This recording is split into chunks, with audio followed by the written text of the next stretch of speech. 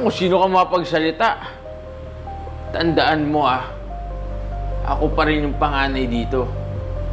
Ikaw, mag-ingat-ingat ka sa mga sinasabi mo, baka masaktan ka sa akin. Sige, saktan mo ko. Diyan ka naman magaling, di ba? Oh, kuya. Ba't malungkot ka yata? Paano?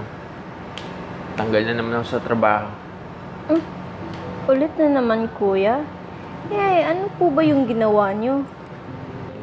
Nagkamali ako ng sinend na file Muntik pang mawala yung account namin. Ayun. Hindi ko kinaya pang mamaliit sa akin. Kaya nasagot ko yung manager namin. Kaya naman lagi mo na lang pinapairal yung init ng ulo mo. Paano na tayo? Hindi ko naman kayang pagsabayin yung mga bayaran dito sa bahay. Huwag kayong mag-alala. Bukas sa bukas maghanap po ng trabaho. Siguro ate, mag-part-time job na din po ako kasi medyo mahaba po yung SEMS break namin po Sige, Bunso. Pero kuya, promise mo maghanap ko ng trabaho bukas. Oo nga, ang kulit. Sige na. Magkain na ako. Sila na lang kayo sa kusina. Sige po.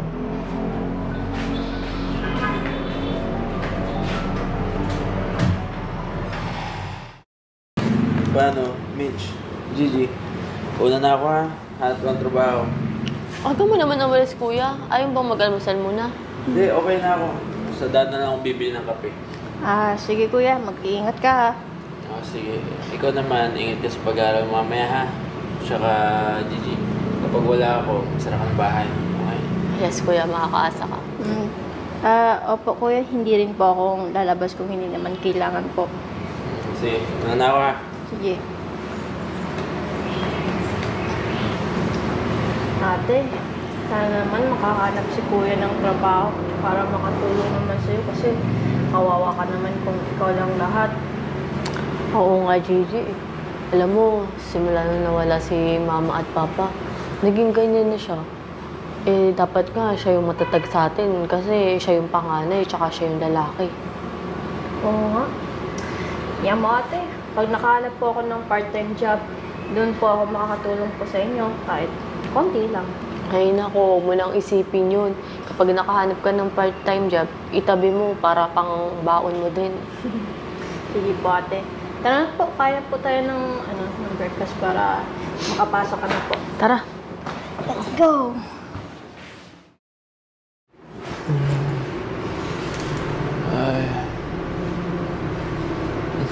Hello, dalawa kong magandang kapatid. Kuya, saan ka ba galing? Bakit lasing na lasing ka? Galing kasi ako sa birthday ni parang Jake. Sakto nandun si Almer, pati iba namin mga kaibigan. Kaya, ayun, napainom ako. Konti lang naman. Kaya naman pala Kuya, nakahanap ka na ba ng trabaho? Maaga akong tinawagan ni GK, pero magalala, bukas maghanap ng trabaho. Yan, kuya. Bukas maghahanap ka. Oo, sure yan. Sabi din naman sa akin ni kumparang Jake, bukas daw may bibigay sila sa akin trabaho. Sige. Sige na nga, Gigi. Kuha mo ng balangga ng may tubig. Nasa ko yun.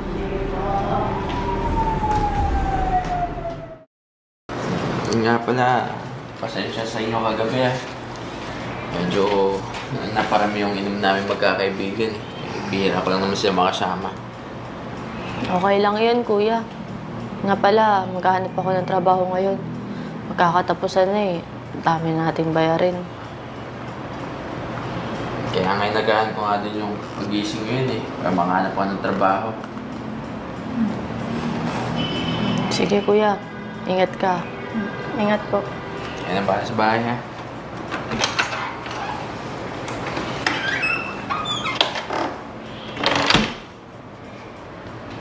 Oo nga pala ate, mamaya po meron po ako interview pa sa part-time job ko po doon.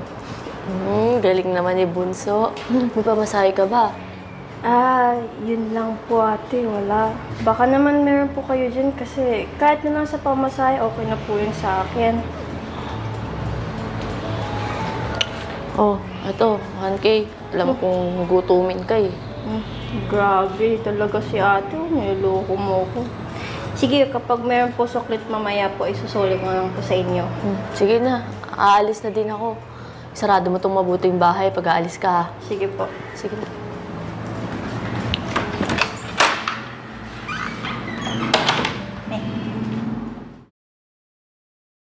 Oh, Bunso.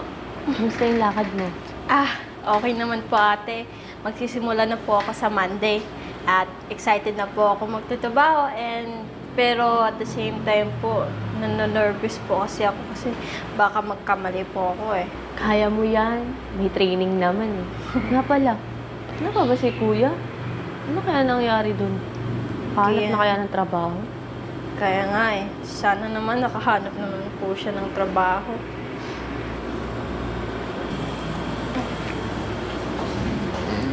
Dito na ako mga kapatid ko. Kuya, lasing ka na naman. Tinawagan kasi ako ni Jake eh. May mga natirang bote pa daw sa kanila, kaya ayun, inaubos lang namin. Kuya naman, sinuuna mo pa yung pag-inom mo? Tayong tatlo na nga lang dapat magtulungan dito eh, tapos ganyan ka pa?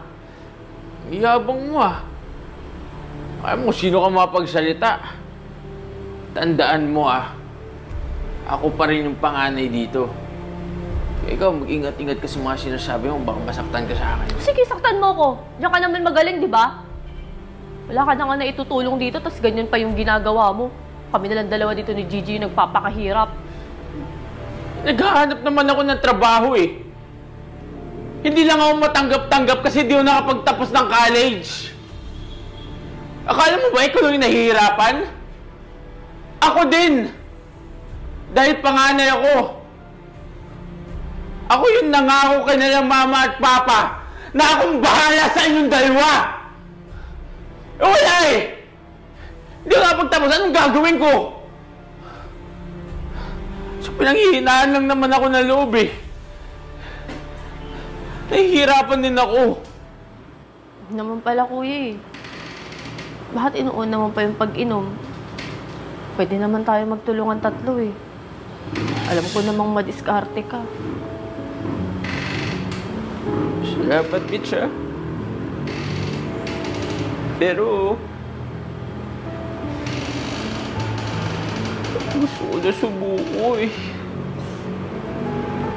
Kuya naman, di ba sabi natin, walang susuko sa ating tatlo. Basta, magtulungan na lang tayong tatlo. Salamat, ha? Salamat kasi nandiyan pa rin kayong dalawa. Kayo mag-alala. Hindi na ako panghinaan ng loob. Susubukan ko pa rin tumayo. Okay lang yun, kuya. Nandito lang kami para sa'yo. Yan dapat ng kuya namin. Hindi ka nga kayo. Sensya na kay kuya, ha? Hindi lang po.